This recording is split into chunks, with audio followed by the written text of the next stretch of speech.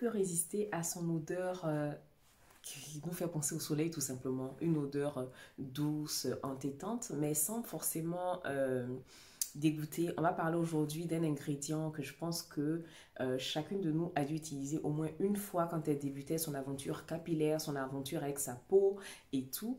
Elle est très aimée par certains, plébiscitée et un peu moins aimée par d'autres, mais je vais vous dire aujourd'hui comment on peut l'utiliser en 12 façons. Oui, 12 façons, je pèse mes mots. C'est parti pour la vidéo.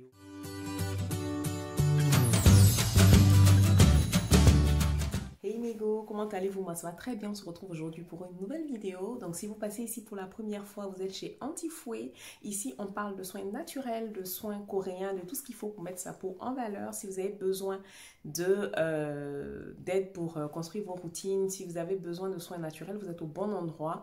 N'hésitez pas à vous abonner, puis n'hésitez pas à m'envoyer un message privé pour qu'on puisse voir ensemble ce qu'on peut mettre en place pour votre peau. Maintenant que ça c'est dit, on va parler de l'huile de coco. Alors, cette partie, je vais la lire parce que je n'avais pas à retenir la définition. Donc, on dit l'huile de coco est issue d'un pressage à froid de la chair de coco et elle est généralement beaucoup produite au Brésil, aux Philippines, en Inde et en Indonésie. Voilà, c'est bien dit. Donc, c'est une huile qui est très prisée en soins naturels parce que c'est une huile qui est complète tout simplement. Hein. Elle est très, très bien pour la peau. Pour les cheveux, oui, la peau, je pèse mes mots. Je vais vous expliquer pourquoi un peu plus bas dans la vidéo, mais pour les cheveux, pour le corps, on peut l'utiliser pour tout, même pour...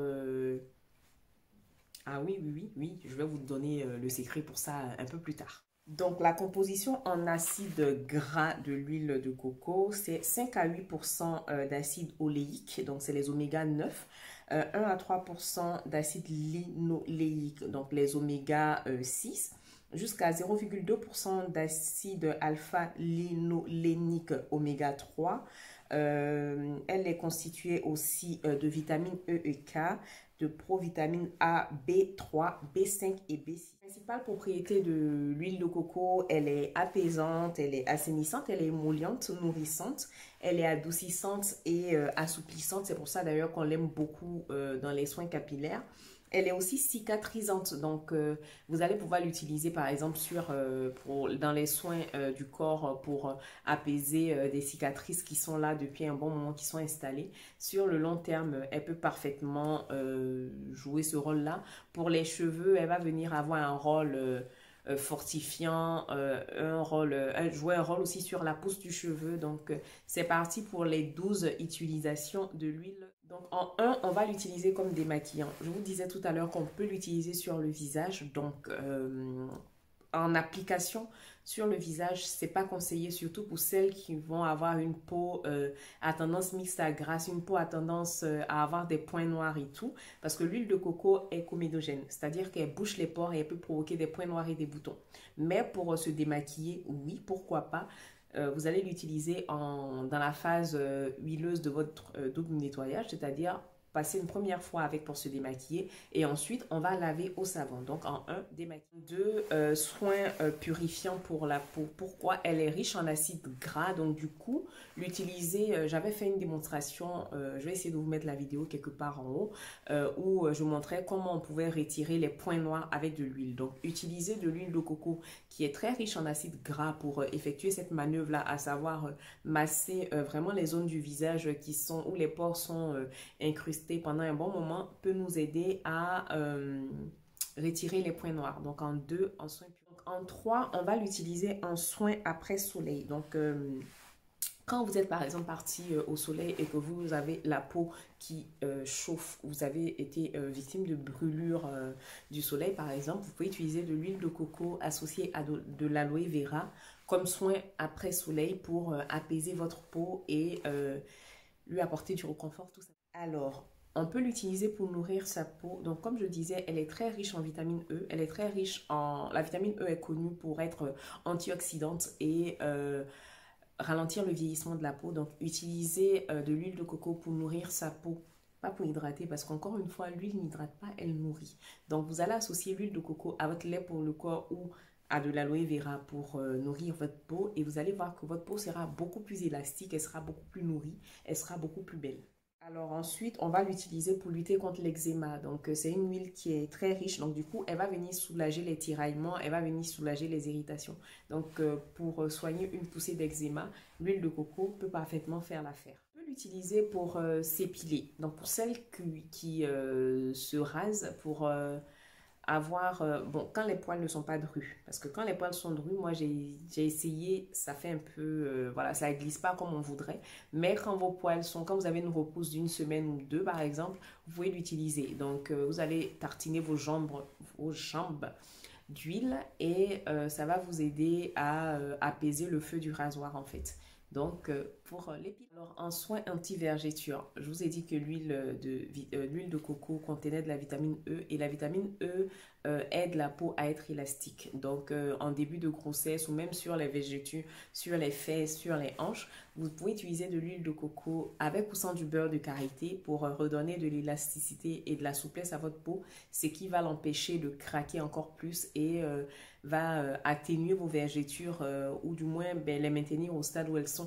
Et pour la grossesse, par exemple, commencer à l'utiliser très tôt peut vous aider à prévenir les vergetures. Après, je sais que les vergetures, des fois, c'est du domaine de l'héréditaire. Vous avez des personnes qui ne vont rien faire du tout et leur peau ne va pas craquer. A contrario, d'autres qui vont se tartiner dès le premier mois, mais quand les vergetures seront prêtes à s'installer, elles s'installeront. Mais l'huile de coco nous permet quand même de limiter un peu la trop grande prolifération. En déodorant, effectivement, vous savez qu'on peut faire son déodorant à la maison tout seul avec soit de l'oxyde de zinc, soit du bicarbonate.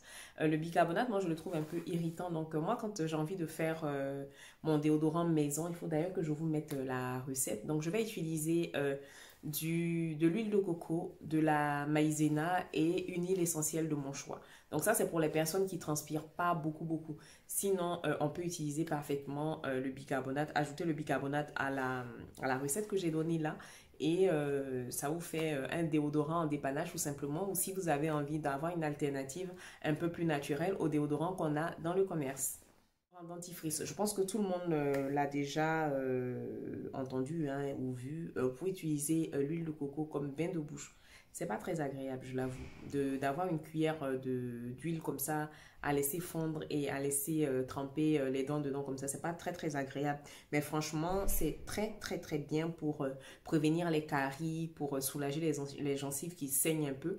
On peut même l'utiliser aussi pour le soin des lèvres. Donc pour celles qui ont les lèvres gercées, vous pouvez utiliser aussi l'huile de coco en masque la nuit, quand vous avez fini de faire les bisous, que vous savez que vous partez dormir. Et vraiment, vous en appliquez sur vos lèvres et vous allez voir que ça va vous faire des lèvres toutes douces. Je vous parlais de la partie des grains. Ceux qui n'ont pas 18 ans, ceux qui ne sont pas mariés, sortez d'ici.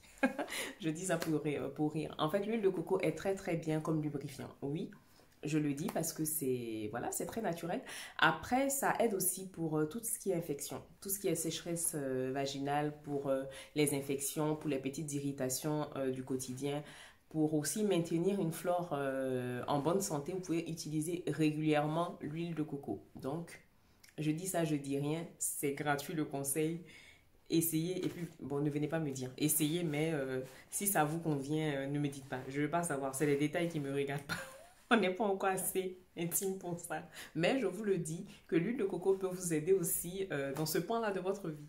La façon dont on l'utilise le plus souvent, pour les cheveux, tout simplement en bain d'huile, elle est riche en acide laurique, l'huile de coco. Et l'acide laurique s'entend très bien avec les cheveux. Donc, on va venir utiliser l'huile de coco pour fortifier les cheveux, pour nourrir les cheveux secs, pour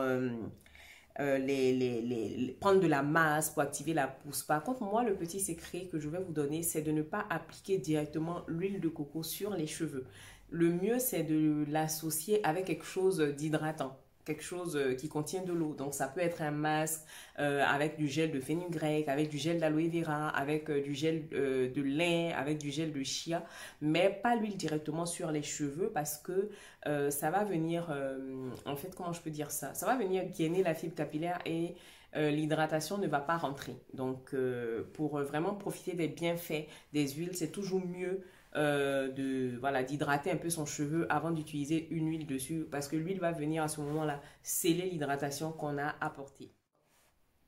Dernière utilisation de l'huile de coco, ben, soin anti-poux tout simplement. Donc moi j'ai la chance jusque-là, voilà, je touche ma tête pour ne pas toucher du bois.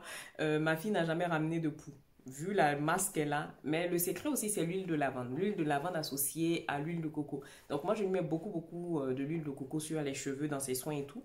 Et par contre pour celles qui ont déjà attrapé les poux qui sont installés, ce que vous pouvez faire, c'est de vraiment noyer le cuir chevelu et le cheveu d'huile de coco et de couvrir avec une charlotte et toute la nuit. Et le lendemain matin, avec un peigne très fin, vous allez venir retirer les lentes qui sont mortes en fait. Donc ça, c'est une astuce naturelle, c'est une alternative naturelle pour traiter les poux qui se seront installés dans les cheveux de nos. Donc comme vous avez pu le voir, voilà, on peut utiliser l'huile de coco de différentes manières. C'est une vraie pépite, c'est un must-have à avoir dans nos collections. Moi, ce format-là, je le prends à mon Leclerc, même pas 10 euros. On a 1 kilo, 1 litre en fait. Et voilà, comme vous avez pu le voir, on l'utilise vraiment beaucoup. Et j'ai encore... donc celle-là, elle est désodorisée. Elle sent pas trop le coco, la coco, pardon. Mais voilà, j'ai des petits pots aussi des fois que je prends au rayon bio ben, qui sont l'huile voilà, de coco. Hein, ça dérange pas.